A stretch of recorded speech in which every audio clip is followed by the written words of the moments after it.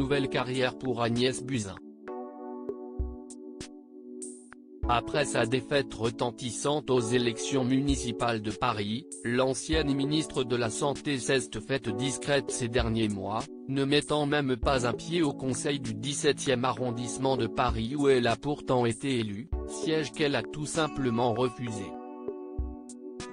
Après avoir repris ses activités de médecin pendant la pandémie de Covid-19, voilà toutefois que Agnès Buzyn vient d'accepter un tout nouveau poste, et ce dans la plus grande discrétion, puisque l'AFP rapporte qu'elle a été nommée à l'Organisation mondiale de la santé, OMS, à Genève, où elle sera chargée du suivi des questions multilatérales. Un nouveau job pour l'ancienne ministre de la Santé, qui avait quitté son poste au gouvernement en février 2020 pour se lancer dans les municipales de Paris, en remplacement de Benjamin Griveaux.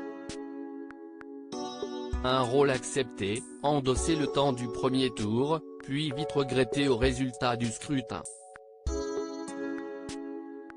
Après quoi, s'est une campagne discrète qu'elle a menée pour le second tour, sachant probablement d'avance sa défaite, avant de se retirer un temps de la vie politique. Elle a vécu une année horrible, la pandémie, la campagne municipale, les auditions parlementaires, la perquisition à son domicile. S'y beaucoup. Elle veut passer à autre chose. Elle se consacre à sa vie familiale et sa vie professionnelle, expliquait ainsi un proche aux Parisiens, en décembre dernier. Agnès Buzyn très convoitée, sa nomination à l'Homme, semble donc être une opportunité en or pour Agnès Buzyn, qui selon son entourage mettait tout en œuvre depuis plusieurs mois pour trouver un nouvel emploi. Elle aurait plusieurs possibilités dont une à l'étranger apparemment. Mais rien n'est fait, avait rapporté un proche.